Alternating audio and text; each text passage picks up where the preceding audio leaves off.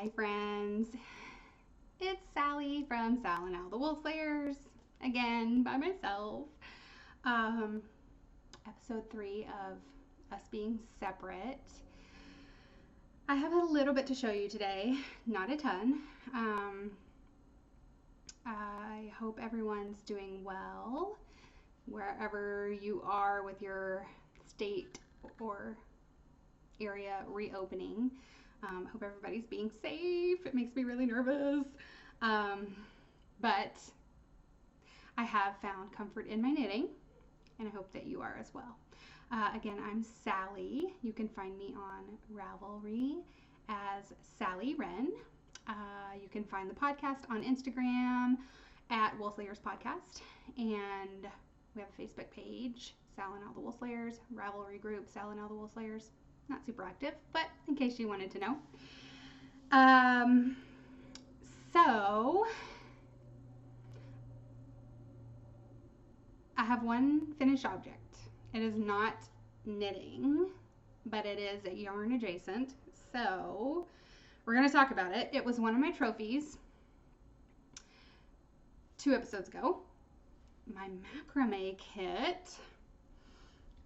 So here we go. I did it! I know we usually start with fails. This was a fail the first 2 times. I did have to, is it frogging? If it's not knitting? I don't know. I had to frog it 3 times. The first time it was just sloppy. I thought it was because my knots were too tight, but that wasn't the case. It was just sloppy. I don't know what was wrong with it, but it did not look good. The second time, because I had thought the first time my knots were too tight, the second time my knots were super loose, so loose that like I was like this right here in the pattern, and I still had all of this pattern to go, and I was out of string on a couple of the strands. Like I had so used up so much of the length, making really loose knots. So I ripped that out, and then the third time through, I was like, okay. And I had tried watching a video. It just didn't help me with like the tension of, you know, how tight you needed to be. So it turns out like you gotta tie them pretty tight, tie a knot, pretty tight. And then I was like flattening each one, and lo and behold, the pattern started showing up. So it was just, you know, you have to learn. It was just like learning how to knit. Like you have to learn you know, the right tension. But I really like it. It's a small little thing. Like, I mean, I did it 3 times and I still finished in like a day. Like, yeah, because when I completely ripped it out and then did it again, like I finished it, the whole thing, in like an hour, maybe not even. So, very good beginner project, because it was like almost instant gratification. Because again, I did it 3 times and it only took maybe like a morning of dealing with it. So yeah, I really like it. I'm going to hang it somewhere in here. I'm in my knitting room / guest room. I have a guest bed now. Can you believe it? So it's a twin day bed with a twin trundle, so that if we have guests, 2 adult guests can sleep in here, but the rest of the time it's not taking up all the room. So I'm pretty pleased with that. And I am actually getting a different bedspread, but this works for now. But yeah, it's really nice. Like I have real furniture. I do still need an end table for this bed and to put like a lamp on. So, but it kind of looks nice. I like the way it looks with my shelf and my winding station, which so like if we do have a guest, I'll just clear off my Swift and my winder, and that'll be like their, you know, they can use that to put stuff on. So I think it'll work out. Because we don't have a ton of guests. There's no reason to dedicate our room solely to guests that only come twice a year. So, but this is not showing up great. It's like a steel blue. It's showing up more turquoisey. My lighting is weird, which is crazy because Alan so sweetly mailed me my webcam, which I felt bad. I said I was not passively aggressively asking for it back, and she said, no, I know her mom Phyllis, as you might know, Phil, gave her a webcam for Mother's Day. So Alan gave me mine. So now we each have a setup at our houses, which is really cool. So I had to learn how to hook it up. I'm so technologically challenged. So I am using my webcam, but I don't know if I've just gotten used to the laptop camera. This feels like bright, really bright. I don't know what's up. But so this is gonna hang up, and I kind of want more macrame now to kind of round out, maybe do like a wall or a little collection of macrame pieces. I'm really into it. It was fun. I want to learn how to do more intricate stuff. This is just one type of knot. So, I mean, there's obviously that like a hitch knot, and then to attach it to the ring, but then the rest is all just one type of knot. So I need to learn more types of knots. So this was that kit that I bought off Etsy. And I can't remember what it was called, but if you look, if you remember, if you go back to the notes no, I didn't make show notes, sorry. Message me if you need the info. Or comment below. So yes, thank you Phyllis and Alan for my webcam. Hopefully at least the audio is better. The other one, I think this sounds better. Okay, so moving on to, that was my only fail, is that it took me 3 tries, but I persevered and I think it looks great. It looks just like the picture, which is the goal, right? So as far as knitting, I've been very monogamous. I've put in like one teensy evening of work on my sock that I've showed so many times. It's the second sock. I already finished one. This is Cascarones by Mustache. I'm sorry, my colors are kind of washed out. I think it's just a weird cloudy day. Cascarones from Mustache. I'm just doing a tube, and then I'll cut in a heel later. So I did put in a tiny bit of work on those, but you will see the bulk of my work, the bulk of my knitting attention has been my Colombina that I showed. I had just started it last time. I had just started like the patterning with the second color. You guys, it's so pretty. Oh, before I show you, you'll see the other side. That is my basket that I keep my scrap blanket in, and it has gotten no love. So for like 6 or 8 weeks, I was busting out the scrap squares, just boom, boom, boom, you know, building my blanket. Haven't touched it in at least a month. So guess that was its short-lived time in the sun. I keep leaving it out, hoping that it'll catch my attention, but so far no. This next one has gotten all of my attention and love. I'm just glad I'm knitting, you know, like I went through a period where, oh, of course I'm mid-row.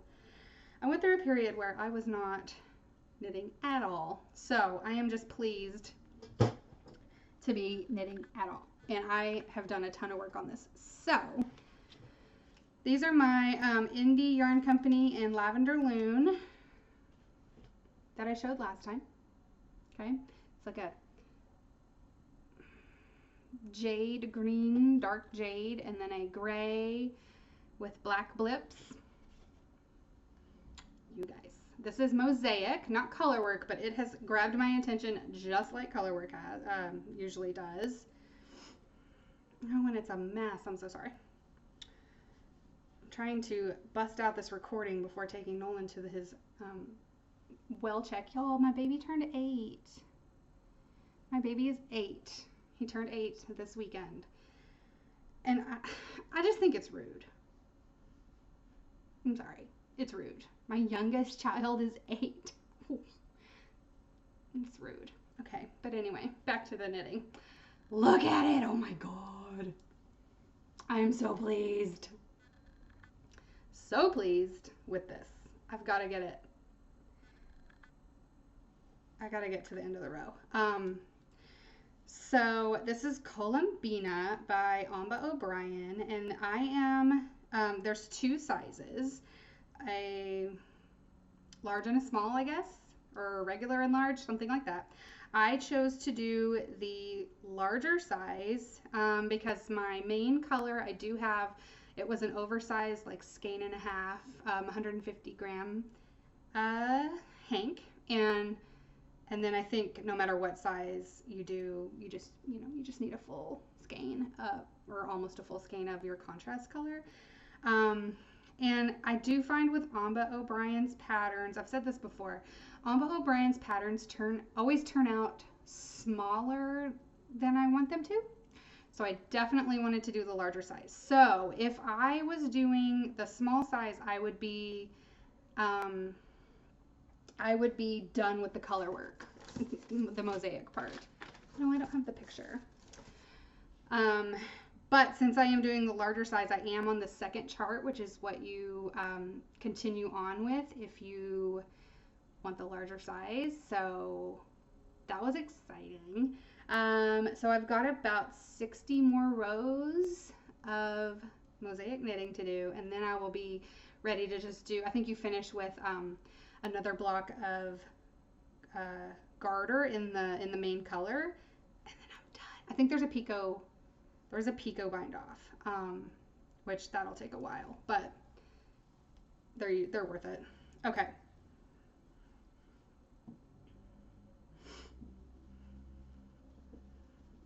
Okay. There you go.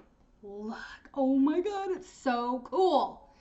It shows up on camera really well. Isn't it so cool? It looks, I've said this before, it looks woven.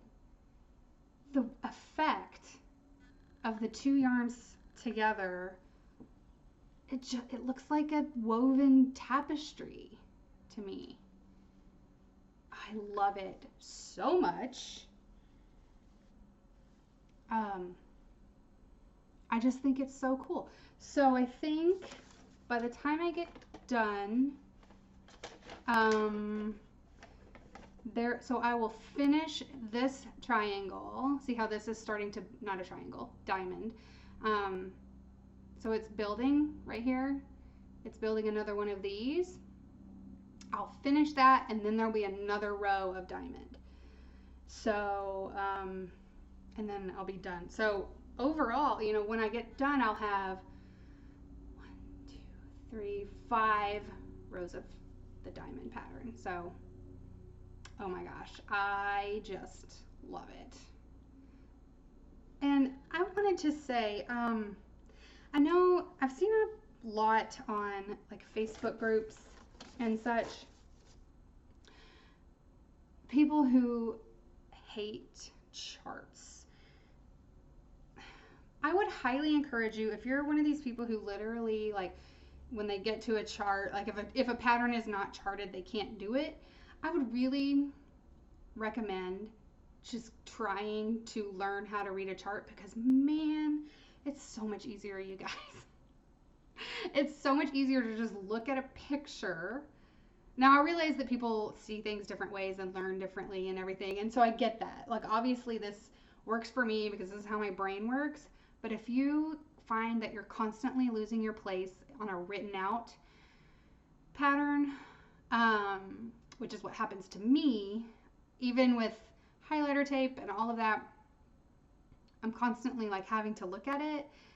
But if it's a chart, I can look at it 1 or 2 times, and then I can remember my repeat because it's in my head as a picture. And I'm just talking about like you're usually, doing the same, like in this one, it's 10 stitches, and you're doing that across your row until you get to the end, and then there's usually something different at the ends. So mine's 10 stitches, 10, 10, 10, 10, 10, 10, 10, and just, I can look at the picture of the chart and do that. And maybe I'll check my progress, I'll check halfway and be like, am I doing this right? But it just makes it so much more enjoyable for myself and faster. If I'm having to look at knit 2 together, knit 4, SSK, I can't That's not gonna, I'm not gonna remember that. But if I know for this one, because it's a slip stitch pattern, it's like slip 4, knit 3, or whatever, whatever the case may be. And then there is some knit 2 together and stuff at the ends. I just remember it so much more on a chart. Now, was I automatically able to read a chart? No, I had to work at it. And a tip that I kind of figured out to help me figure out charts is most patterns come with both. So for like the first row, I look at the written instructions and look at the chart, and it helps my brain. I don't have to do this anymore. This was when I first started. So I would look at the written instructions and look at the chart and knit. And usually by the end of that row, my brain was able to go, okay, that symbol means this and that symbol means this, and maybe do that for a few more rows to make sure you've got it. Because I think a lot of people just think, well, I'm not doing this right, because to them, like, a symbol doesn't compute, which I totally get, because it doesn't automatically compute. You have to teach yourself how to do it. Just do that for a couple of rows. Maybe do it using the chart. Check your work with the written instructions. And I really feel like that would help a lot of people who think that they can't read charts. It would help them read charts. Obviously, if you are completely happy with your written instructions, stay. Don't change a thing. But if you are having trouble keeping your place, or you're constantly having to refer to it, or you just feel like there has to be a better way, I highly recommend trying to teach yourself to read a chart, because boy, it has really, really, really, I learned early on, probably my first color work project, I taught myself how to read the chart and fell in love with it, and I would never go back. So I know a lot of people are anti-chart, and so that is my advice. If you just feel like there has to be a better way, and maybe charts are the way, do that. Use the chart. Check your work after the first row with the written instructions, or do a few rows with written and then try the chart, and it might help your brain put the two together, because it is a skill that you have to develop. So anyway, that's my soapbox on charts. I don't judge people who don't use charts. I just feel like some people want to use charts but can't figure out how to make it work. That's my tip for making it work, because I love charts. So anyway, I am using the chart, obviously, for this, and I'm actually going to be really sad when I'm done with the charted part, because then it's just, one color. You go back and do kind of like your start with just the one, and I'll be like, oh, but I missed my picture. But then it'll actually be better, because I'll just be working with one color, and obviously no patterning, just the end stitches, and so it'll be much more portable and perfect for like porch knitting and that sort of thing. So I'm just in love with this project. It's very fun to knit. It looks really cool, and I would highly recommend it. I did go up a needle size, because again, her stuff always turns out small for me, so I did go up a needle size let's see, I can't even see what this is. So I think she called for a 4, so I'm using a 5. So I should have this done for next time. I don't know why I wouldn't, unless something happens and I just lose my mojo, or I guess I suppose something else might call my name, but I really am looking forward to finishing this, because I really am enjoying knitting it. So that's Colombina, and that's like all I have for knitting. Okay, so the only trophy I have is kind of weird to show you, but I'm going to anyway. Okay, so we have the sweetest friends, first of all. All of our friends are amazing. And this friend, I really, really miss her, because we're not able to do in-person knitting on Friday mornings anymore. Her name's Lisa. She's a camper. She's supposed to be at camp. Camp was supposed to have been not this past weekend, but the weekend before, the weekend of the 16th, and it was very, very sad. But one of our campers, Lisa, who lives really close to me, offered up some very cool podcaster lights. Look at this setup, y'all. So I'm not using it right now because I couldn't wrap my brain. First of all, I'm running out of time because I have to get Nolan to his well check. I don't think it looks exactly like this because there's actually like those big white umbrellas. But Alan, I have a set for you as well. So we're gonna figure out. We're gonna be legit. We're gonna figure out how to use these like lighting umbrellas, and I am so excited. I'm definitely gonna have them set up for next time. Lisa, thank you so much. This was so generous. We almost missed out on this offer because I am not getting YouTube notifications, and I thought Alan was gonna message her, and I guess Alan thought I was gonna message her, and she was like, I guess you guys don't want them. And I was like, oh my god. Luckily, our sweet friend Erin was like, hey, did you message Lisa? And so I was like, what? No, Alan's gonna do it. And then, yeah, so I figured it out, and I did go get them in the pouring rain. But I just got them yesterday. Oh, here we go. Here's a better. This is what our setup's gonna be, y'all. We're gonna be so legit. She gave us 2 sets. So we can keep one at each house for when we're finally able to podcast together. We won't have to move lights back and forth. I'm sorry that my friends are so much better than your friends. I am so lucky. Thank you, Lisa, and thank you, Erin, for, making sure I saw that because I had not seen that comment on YouTube. YouTube, get it together. I've checked my settings. I've asked to be notified, and you're not notifying me, and frankly, it's rude. Everything's rude. But I thought that was so nice. Oh, I do have one small trophy, but it's kind of funny. Okay, so I'm gonna knit a Baby Yoda. So I have the green. I'm waiting on the cream for his little shroud that he wears, his little tunic. But yeah, I bought some Red Heart Super Saver. This yarn serves a purpose. It's not my favorite, but it does serve a purpose. And this is tea leaf. It's a little too green, but it's going to be fine. It's going to be fine. So we have a very realistic looking, like silicone molded plastic Baby Yoda. Did I show him last time? I can't remember. I'm totally spacing out on if I showed him. Anyway, so I'm going to knit one, and then, then we'll have 2 to fight over instead of just one. So that's fun. I'll probably have enough yarn to make a couple, so maybe we'll all get our own Baby Yoda. So I'm excited to start that. Maybe that will be what I cast on after my Colombina's done, because that could be a fun change of pace. And I definitely have a bag of polyfill to stuff his little body. So maybe that'll, and I think by the time I finish Colombina and start Baby Yoda, I will have the cream color that I ordered for his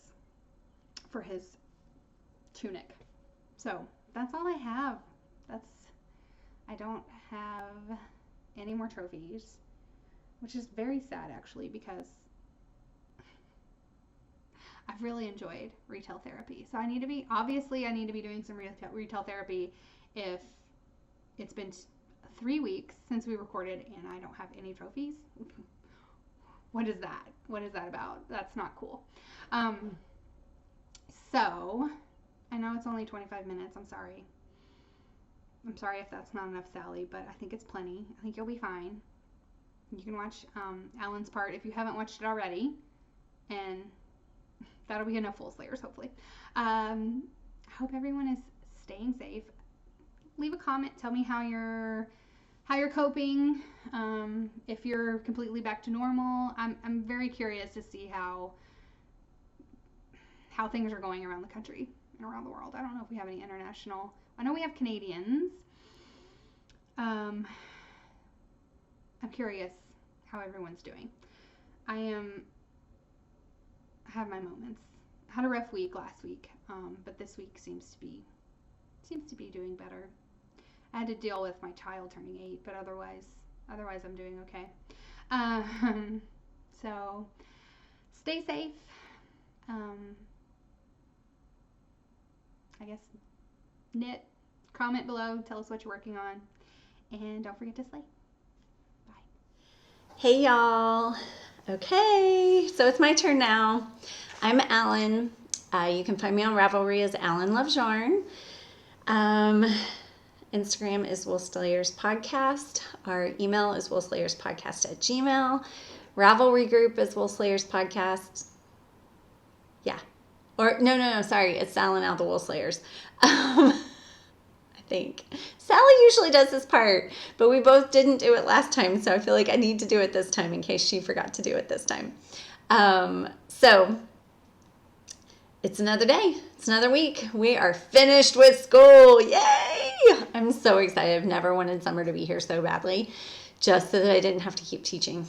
And I really wasn't doing much teaching. Like, they are autonomous, but it just, it weighs on you. It's something you got to get done. It's something your kids got to get done, and you got to make sure your kids get it done and all the things. So we're in summer, and it didn't look that different. Their checklist is shorter. We're experimenting with them managing their screen time themselves, and we'll see how that goes. But if it becomes a problem, then I will take over.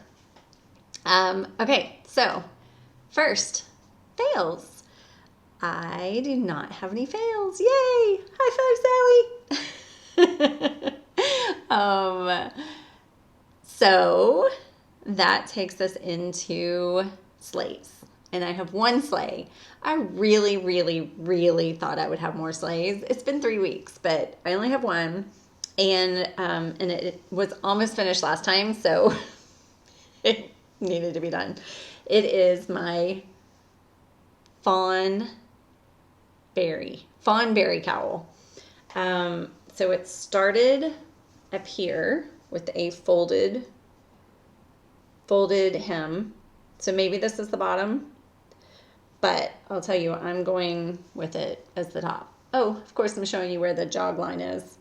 And, I didn't do anything to try to keep the jog line from happening, and it's fine. It'll go in the back. So let me just turn that right around.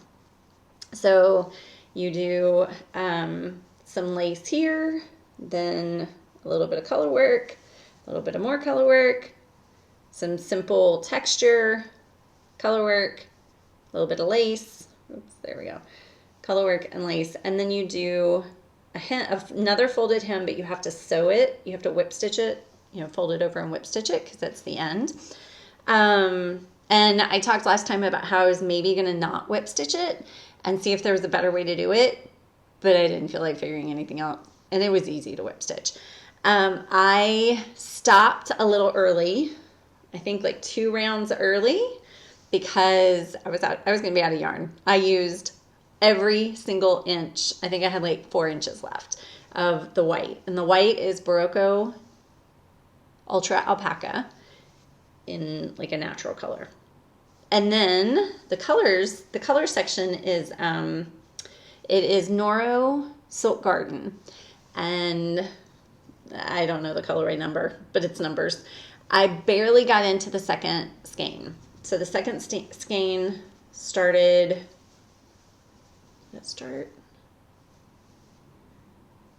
it might have started here in this section. I don't think it did. I think the second skein started up here in this section. And I did pull, I thought I was going to need to pull some out, but to get it to be at a good color spot, but it didn't.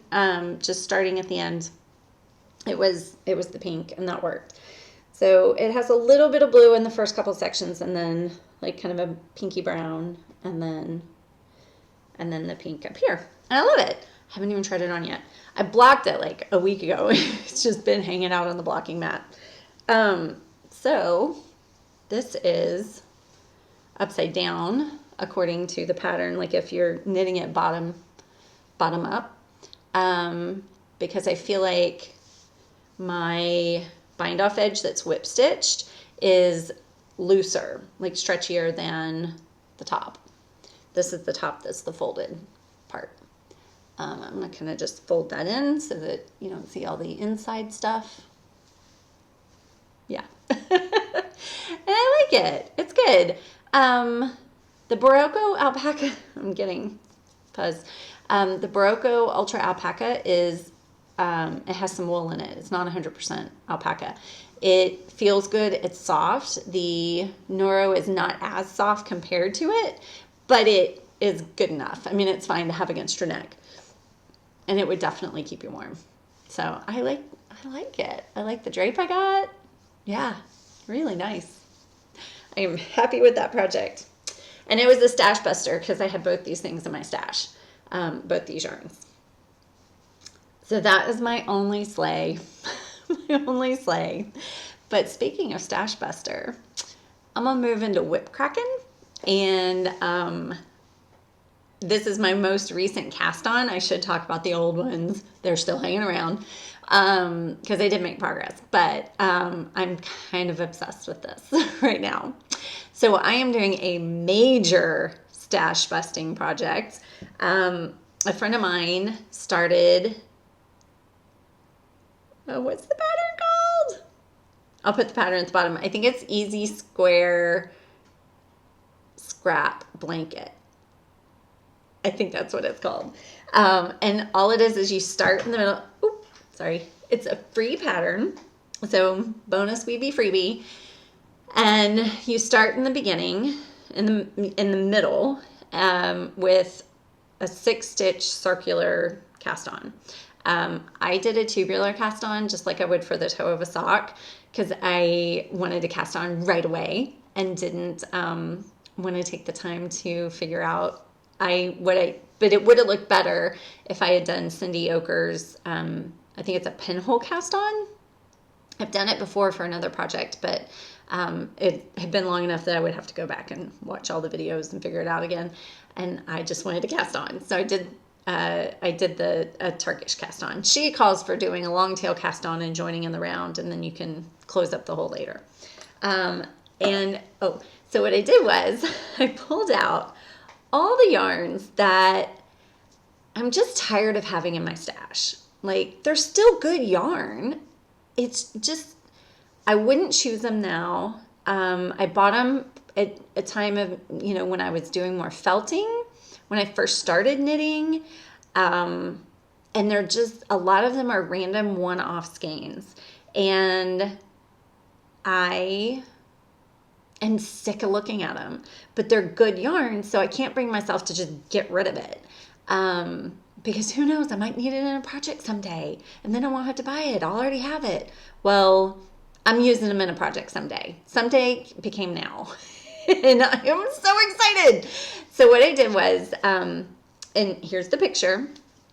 I pulled them all out from my stash. I didn't worry about what weight yarn they were. Because I have my stash organized by weight. And any weight, lace to bulky, it didn't matter. I pulled out yarn that I was sick of having in my stash and I put it on my coffee table. And it's in the bonus room upstairs where I have my knitting nook, so it never has anything on it. But it's the perfect palette for me to put all my yarn on when I'm trying to figure stuff out. Like, that's what I did for my Speltish shawl. I laid everything out on there and I just played and moved it around. So it's a workspace. It's a really good workspace. So I pulled it all out and it was piled in the middle.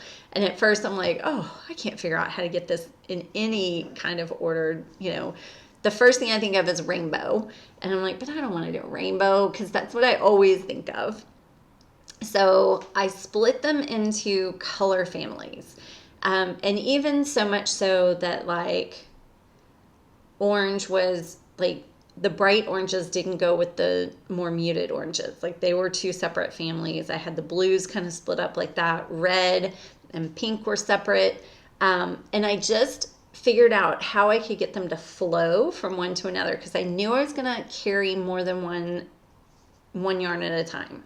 I knew I was going to do, at the time I was thinking I was going to do 2 to make it so that it was the same as if I was carrying 2 worsted weight yarns together. So like if it was a lace weight, I might carry 3 of those, or if it was a fingering weight, I might carry 2, or DK with a lace, that kind of thing.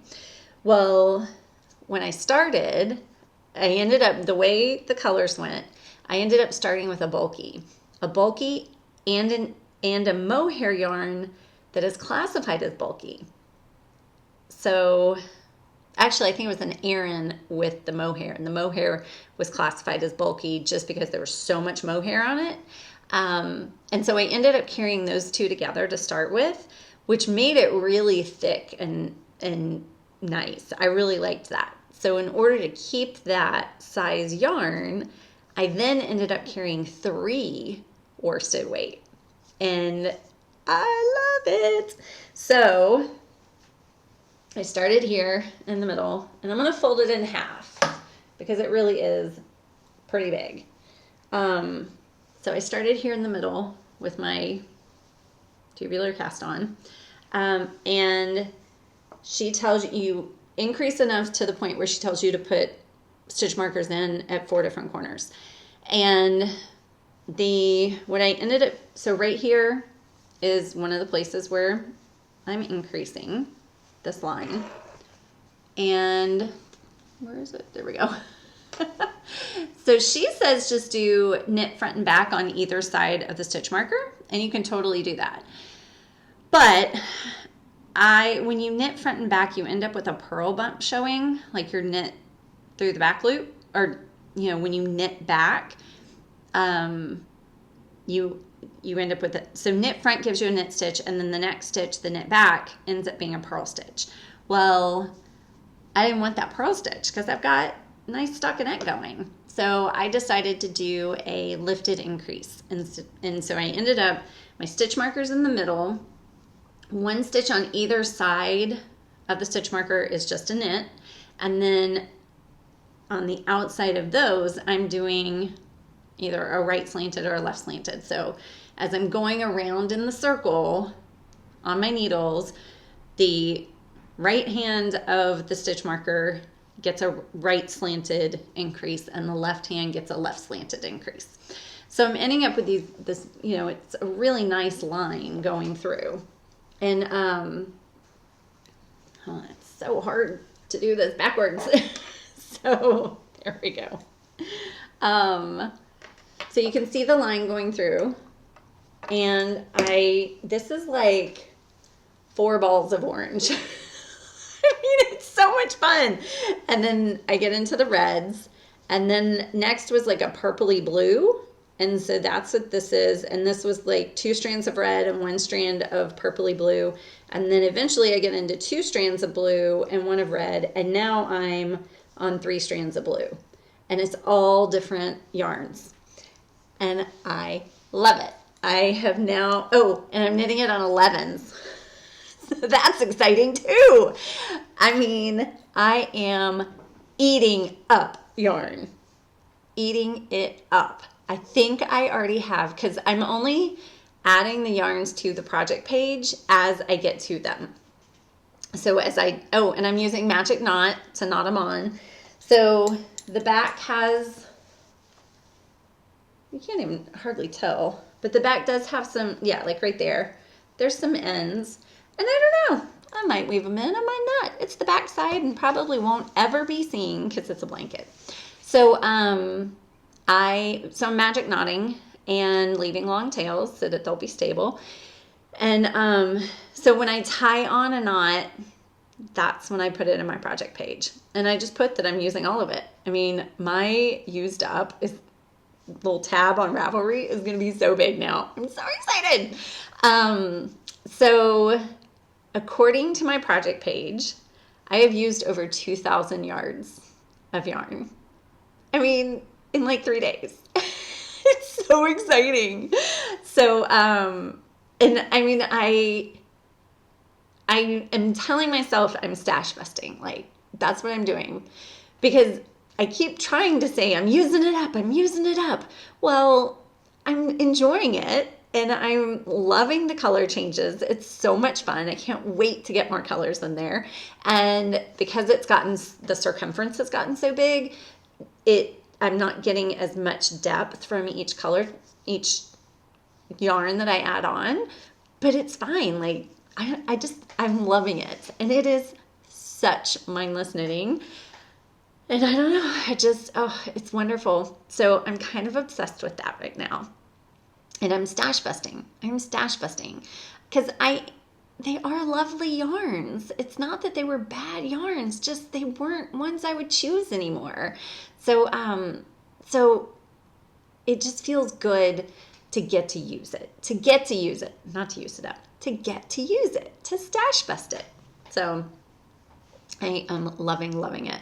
And my friend that's knitting, my friend Libby, she's knitting. Mine's bigger than hers at this point because she's doing hers on fingering weight yarn. And what inspired me to do this was that she's doing it with her leftover skeins that are almost all really close to full skeins. Like she didn't use much out of each skein, and it felt so purposeful and like, why not use it? I mean, what's wrong with using nice yarn to make a blanket? And it doesn't have to be just little bits and bobs of leftovers like I've done with my other stuff. So it just really inspired me to pull all that stuff out, and I'm just very excited. Of course, I have not done anything on my other scrap blanket, on the crochet one. You'd think I'd finish one blanket before I start another, but no. But they're very different because this big one is definitely dark knitting, and the crochet blanket is not. But this scrap one, if I weren't so obsessed with it, and I shouldn't call it scrap, stash busting one, if I weren't so obsessed with it, I really should be knitting it in the winter because it's hot. It's hot to sit under it. I have to like put most of it to the side and just have my needles going in front of me because and it's going to be wonderful in the winter. I can't wait. And most of it is natural fibers. I will have to wash it by hand, but honestly, I don't wash my blankets that often.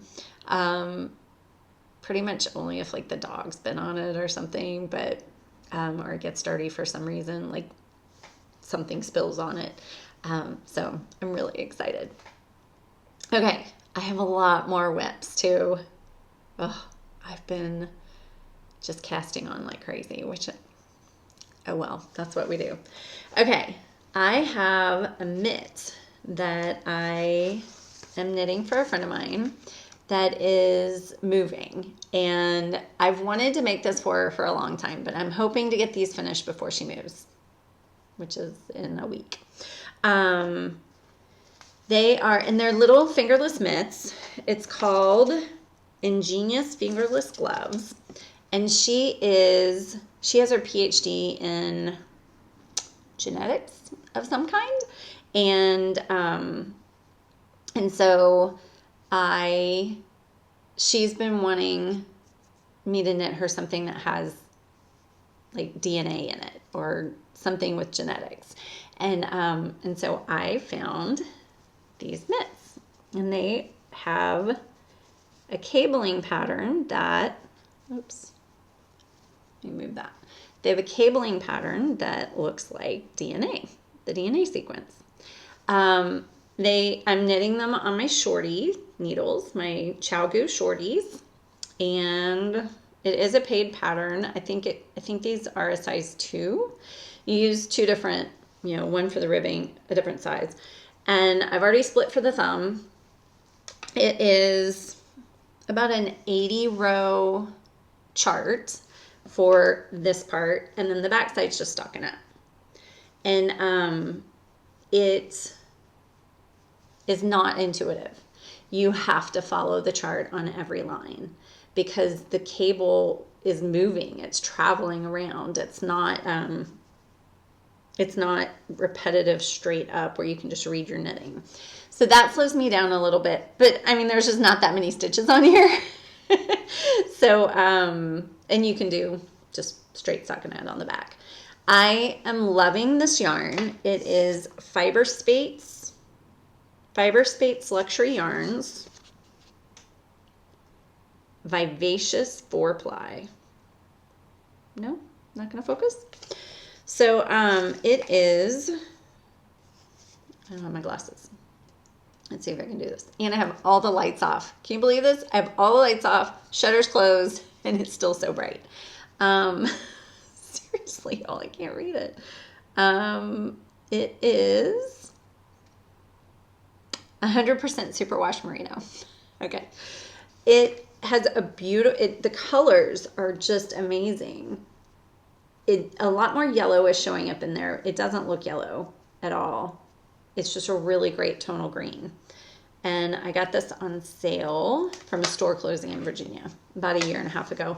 I asked her what her favorite color was to wear, and she said always green. So, so it was a mustache.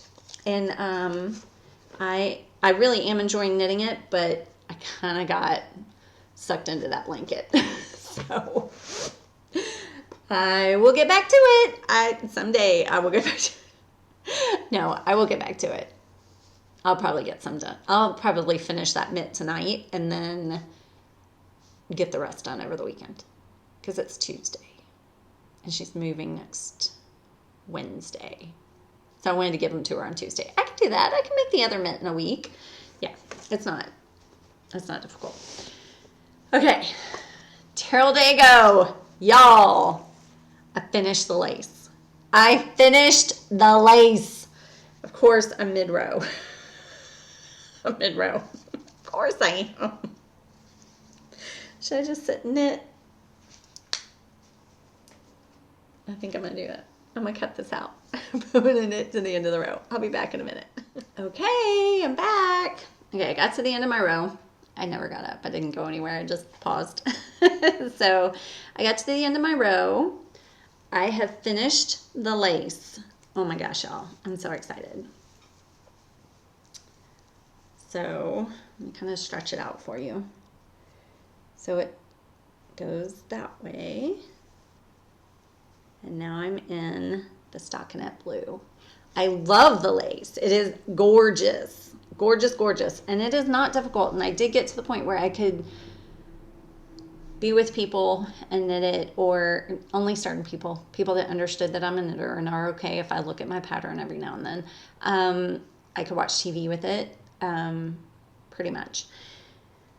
Certain shows that weren't like visual heavy. So I am now on the stockinette, and I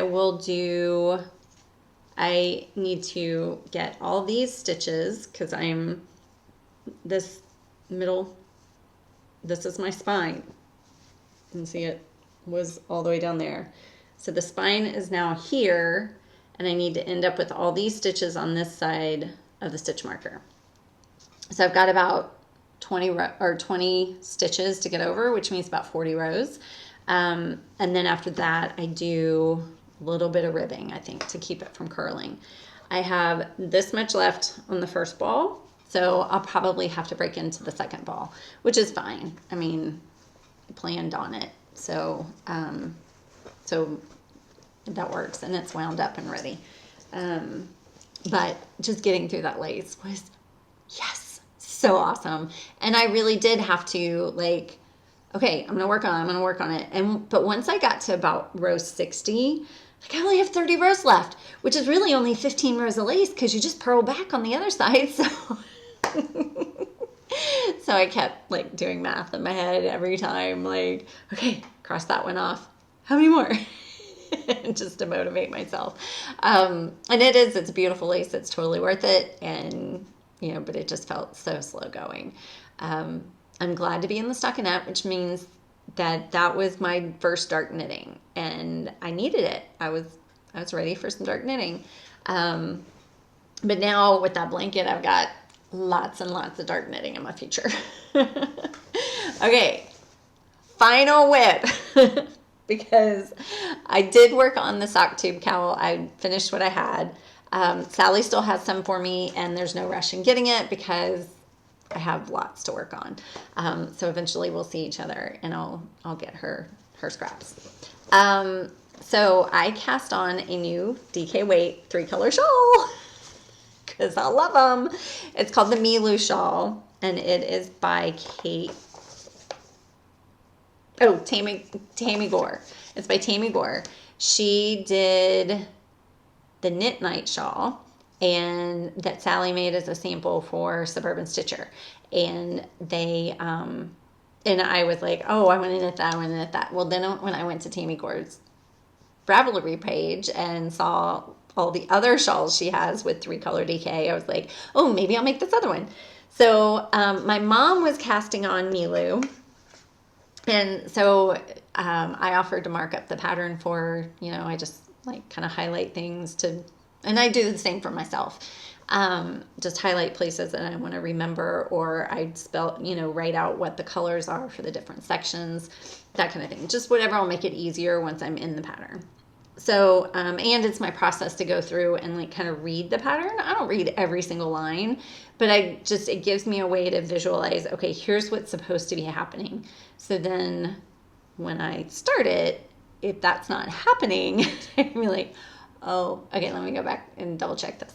So I am making it out of Leading Men Fiber Arts. I bought this at East Texas Fiber Festival. Yeah, I didn't talk about this last time, did I? No. Oh, and, okay, well, let me finish about the shawl. So I'm making it in the Dramaturg base, which is DK weight, 100% superwash merino, 250 yards to 115 grams. So my main color is Street Art. I don't know why I can't get anything to focus today. Okay, I'm gonna stop trying. But Street Art. It is a speckle that has a lot of navy in it and little bits of pink, and I just fell in love with it in their booth, and you'll be able to see it better in the project. Then the next colorway is Fortune Teller, and this is like, it's a really kind of stormy navy. And then my third color was going to be Heirloom. That's Heirloom. But as I was trying to figure out, sorry, I'm going to reach over here. As I was trying to figure out what color to use where, which one to make, which was going to be the more dominant color and which was going to be the background color and that kind of thing. My mom's like, I think you can do better than that Heirloom. Not because Heirloom's bad, but because it kind of washes out. Like, it doesn't have a whole lot of contrast between these two. It contrasts with this, but these two come out as almost the same. And she was right. So I have a lot finished already. So here it is. This is the Street Art knit up, and I love it. And then you come into this section here, and this is the Heirloom, because what I decided was, and you've already seen a picture of it, what I decided was that yellow would be better. This is Curry from Suburban Stitcher, and it is just one of my favorite yellows. And this is leftover from my Roses from Concrete that I also bought at East Texas Fiber Festival. And so what I decided was, with the pattern, it has this border that is mostly the third color. Well, it is also here in the stripes in this section. I didn't want to have blue and yellow again. I've done that. It looks too collegiate to me. So I decided in this section, in this stripe section, that I would still use the Heirloom. It was close to this, so I knew it would all go. Like, I had already picked out all three together, but it would be a little bit different. And honestly, I could have used Street Art. It really doesn't show up that much as very different from the speckle. So those are my color choices. I do not have enough of the yellow, so I've ordered from Suburban Stitcher. I've ordered another skein of Curry. I am to the point where I need to start Curry. That's why I had it on hold, because I'm waiting on the Curry to come. Okay, but happy accident. I didn't realize that I was going to get to use ladder back jacquard on this. I had wanted to pick a project. I was going to pick one of the Weeby freebies that I had last time that would use ladder back jacquard for the long floats. And, but I also wanted to go ahead and cast this on since my mom was casting it on. Well, I get to the colorwork section and I'm like, oh, I need to use ladder back jacquard. So because it's 18 stitches between here and here, and then it's, I guess, like 7 in between these, I think. I don't know. So that was going to be a lot of catching floats. Well, let me show you the back. This is the back. That is my ladder back jacquard. And you can see like right here, right here. Sorry, I'm having the hardest time with angles. Oh, I can feel it right here. This is the ladder. That's the one spot that I am actually knitting that second fabric in the back. And like I can stick my finger under here and it goes in between the two fabrics. I thought that it didn't matter about tension when you did it, when you were doing the ladder back jacquard. I think it does matter, but we'll see when it blocks because everything fixes in blocking. I feel like it's kind of bubbly right now. Maybe you can see, yeah. See, I see how it's kind of bubbly, but I think it will block out fine. I think when I pull it flat, it'll block, it'll be fine. It'll use that extra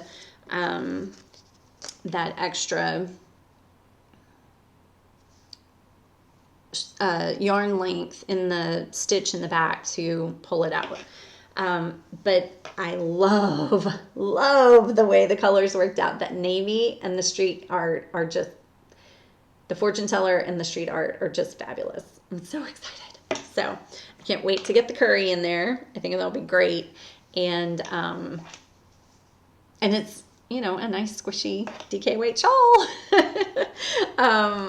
I don't use a whole lot more of these two colors, so I should be fine. It's supposed to be just one skein of each color. But since I reduced how much of the curry I'm going to use, since I used the heirloom in certain places, I think I won't need very much of the curry. We'll see. But I forgot to show y'all this last time. I have my new By the Bay bag company. It has been monogrammed. So I just let my monogrammer go to town. I was like, whatever you want to do. Well, whenever she comes over or I drop something off at her house or she drops something at my house, because she lives just like maybe 4 or 5 blocks away, I have mint growing wild in my front beds, my front flower beds. It's a weed. Don't ever plant mint outside of a container, even a container that has a hole in the bottom, because it will grow out of that hole and find its way into your beds.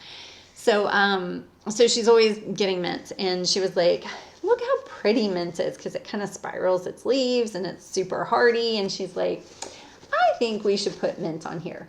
And since it's green and the bag is pink, so I love it. I'm, By the Bay Bag Company, but monogram.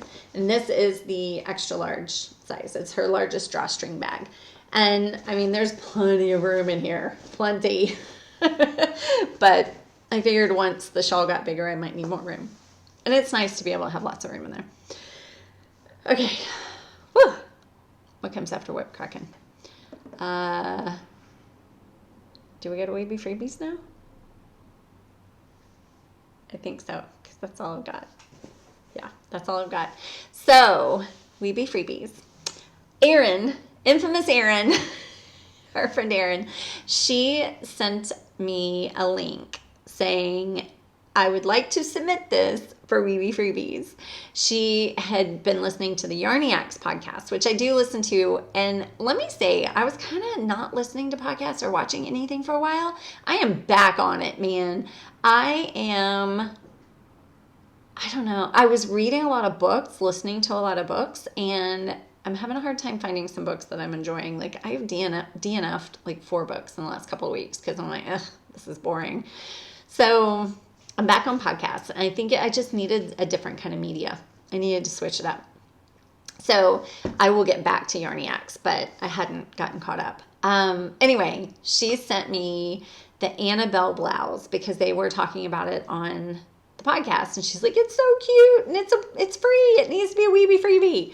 So Weeby freebie, Annabelle blouse, and so that became the theme, and that it would be t-shirts or tanks for summer that would be good in linen or cotton.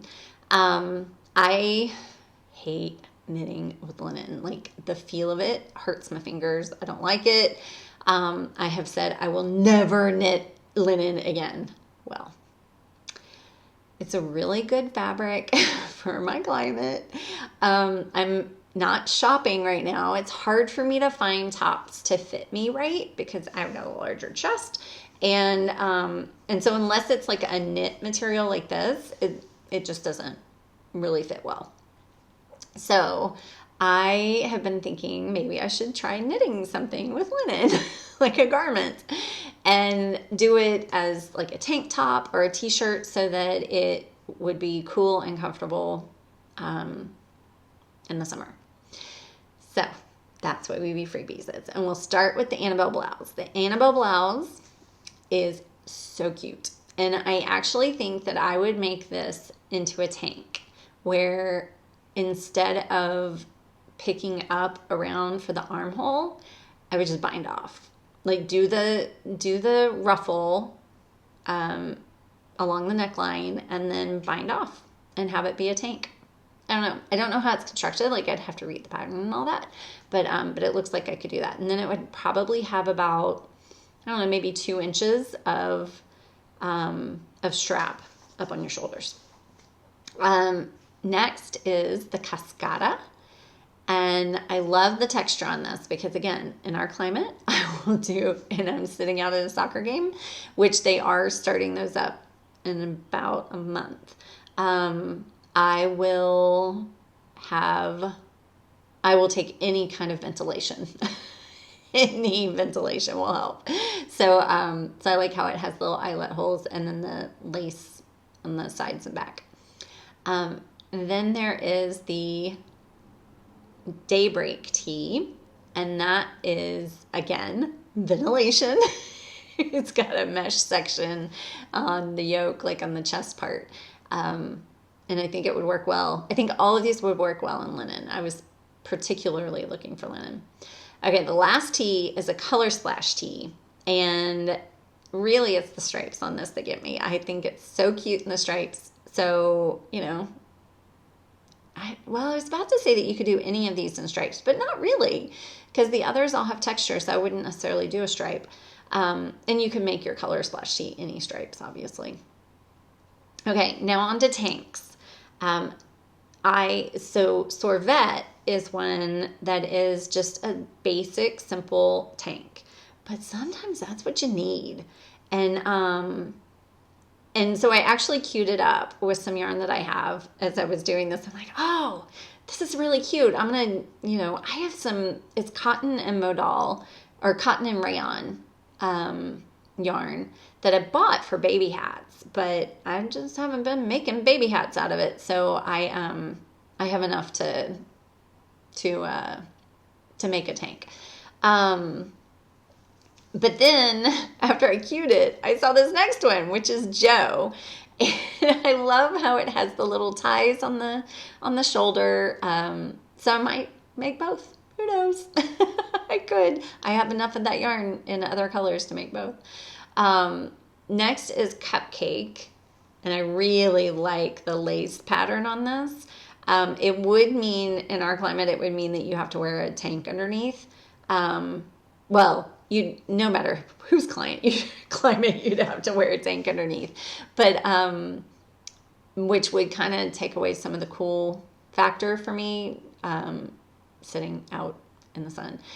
But I really like the lightness of it. I don't know how linen would do with lace. I've never done that, and I don't know if it would actually open up.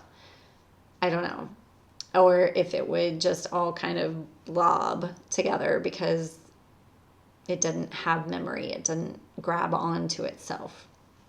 Okay, final one is the notched hem tank top from Pearl Soho. They have a great clean aesthetic to their designs, and this is just one that is a really basic but flowy top, and I like it a lot. I like flowy because it's not touching my skin. Okay, so that is Weeby Freebies. And thank you, Erin, for the suggestion. I don't think I have anything else. So, gosh, I feel like I just talked really fast. No, I guess not. 45 minutes? All by myself. Sally. Okay. Y'all have a great couple of weeks. Enjoy the beginning of summer. We're going to. And don't forget to slay. Bye, y'all.